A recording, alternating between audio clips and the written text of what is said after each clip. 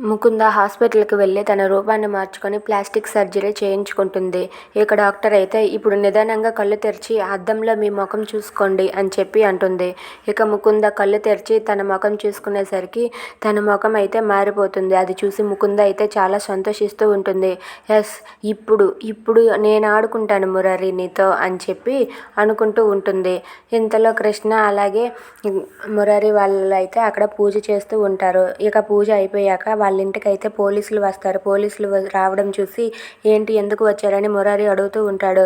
అది చూసి ఆ పోలీసులు అయితే మీరు ముకుంద చావుకు కారణమయ్యారు, అందుకే మిమ్మల్ని అరెస్ట్ చేయబోతున్నాం అని చెప్పి అంటారు. అది విని ఇంట్లో వాళ్ళంతా ఒక్కసారిగా షాక్ అవుతారు. ఏసీపీ సార్ ఏం తప్పు చేయలేదు అని చెప్పి కృష్ణ అంటుంది. లేదు, మా డ్యూటీ మమ్మల్ని చేయనివ్వండి, రండి రండి మురారి అని చెప్పి మురారిని అయితే తీసుకుని వెళ్తూ ఉంటారు.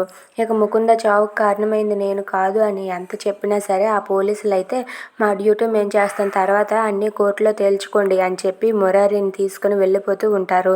అది చూసి కృష్ణ అయితే ఒక్కసారిగా షాక్ అవుతుంది. లేదు, మా ఏసీపీ సార్ని వదలండి వదలండి అని అరుస్తూ ఉంటుంది. అయినా సరే వాళ్ళు పట్టించుకోకుండా మురారిని వాళ్ళతో పాటు కారులో ఎక్కించుకొని తీసుకుని వెళ్ళిపోతూ ఉంటే కృష్ణ అయితే ఆగండి ఆగండి అని చెప్పి పరిగెత్తుతూ ఉంటుంది.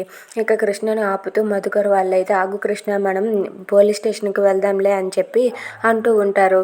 ఇక మురారి ఏ తప్పు చేయలేదని కృష్ణ ఎలా నిరూపించగలదు? If you like this video, please like, share and subscribe. Thanks for watching.